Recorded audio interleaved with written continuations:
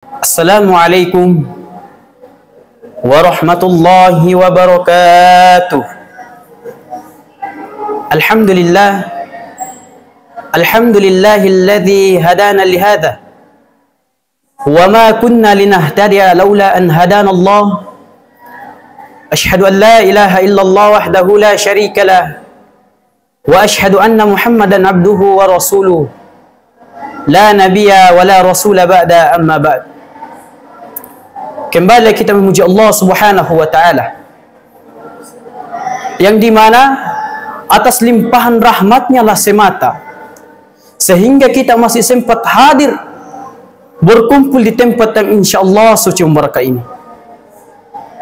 Selanjutnya salawat dan salam selalu kita haturkan sebagai tanda terima kasih kita kepada junjungan Nabi besar, yakni Nabi Muhammad sallallahu alaihi wasallam. Nabi yang terakhir diutus ke muka bumi ini sebagai rahmatan lil alamin, rahmat bagi seluruh alam. Masyar muslimin rahiman wa rahimakumullah.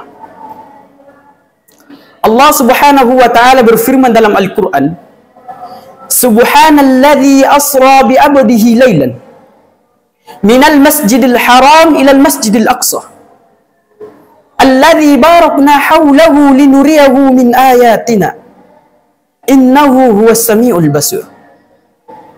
Maha suci Allah Subhanahu wa taala yang telah memperjalankan hambanya di waktu malam hari, yang dimana kami telah memberkahi sekelilingnya agar kami memperlihatkan sebagian dari tanda-tanda kebesaran kami.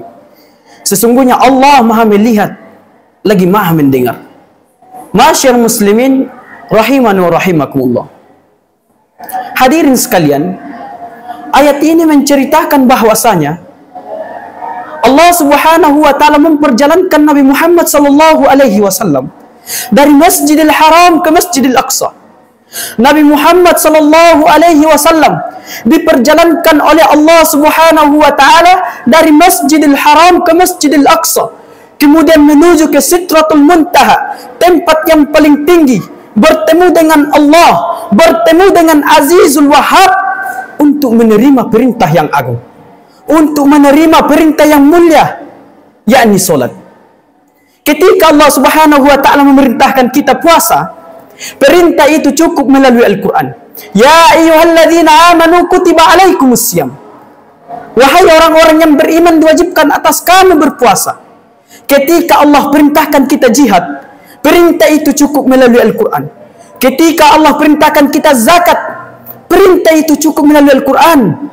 Tetapi ketika Allah perintahkan kita solat, Allah undang langsung Nabi Muhammad untuk berjumpa dengannya. Kenapa? Karena perintah ini perintah yang penting, perintah yang tidak cukup ketika hanya melalui perantara Al-Quran. Bukan berarti perintah yang lain tidak penting, akan tetapi perintah ini jauh lebih penting, jamaah sekalian. Masyar muslimin rahimani wa rahimakumullah. Maka dari itu kami menasihatkan kepada diri kami pribadi dan kepada seluruh jamaah sekalian agar senantiasa memperbaiki kita punya solat. Jaga kita punya solat, sempurnakan kita punya solat. As-salatu imanuddin. Solat adalah tiangnya agama. As-salatu miftahul jannah. Salat adalah kuncinya surga. Salat adalah kuncinya surga. As-salatu ra'sul ibadah. Salat adalah kepalanya ibadah. Salat adalah intisari daripada seluruh ibadah-ibadah yang lain. Baik buruknya amalan kita tergantung dari salat. Ketika ibadah salat kita baik, maka ibadah yang lain ikut baik. Akan tetapi ketika ibadah salat kita buruk, ibadah salat kita hancur, ibadah salat kita rusak, maka akan buruk, rusak, hancur seluruh ibadah-ibadah yang lain. Maka dari itu jamaah sekalian, as-salatu ra'sul ibadah. Salat adalah puncaknya ibadah. Masyar muslimin rahimani wa rahimakumullah. Sekali lagi kami nasihatkan kepada diri kami pribadi dan kepada seluruh jamaah sekalian agar senantiasa memperbaiki kita punya solat. Jaga kita punya solat, sempurnakan kita punya solat. Jamaah sekalian, jalankan solat berjamaah, jalankan mendirikan solat. tertinggal dalam salat berjamaah jangan sampai. Saya ulang, tertinggal dalam salat berjamaah jangan sampai. Al-Habib Umar Abdurrahman Al-Attas, suatu ketika anak beliau wafat. Ketika anak beliau wafat, semua orang-orang yang ada di kampungnya datang ke rumahnya untuk takziah. Lalu apa kata Habib Umar? Sungguh, bagi kalian musibah agama adalah musibah yang sepele. Kata Habib Umar, sungguh bagi kalian musibah agama adalah musibah yang sepele. Kata para orang-orang, maksudnya apa, Habib? Kata Habib Umar, iya, bagi kalian musibah agama adalah musibah yang enteng, musibah yang sepele. Sedangkan saya tertinggal salat berjamaah lebih musibah ketimbang dengan kematian anakku ini. Itu Habib Umar Abdurrahman Al-Attas.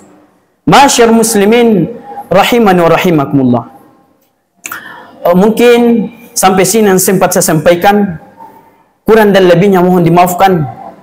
Jika ada benarnya itu datangnya dari Allah Subhanahu wa taala selaku zat yang maha benar, dan jika ada salahnya itu datangnya dari diri saya pribadi selaku manusia biasa yang tidak pernah luput dari dosa dan kesalahan.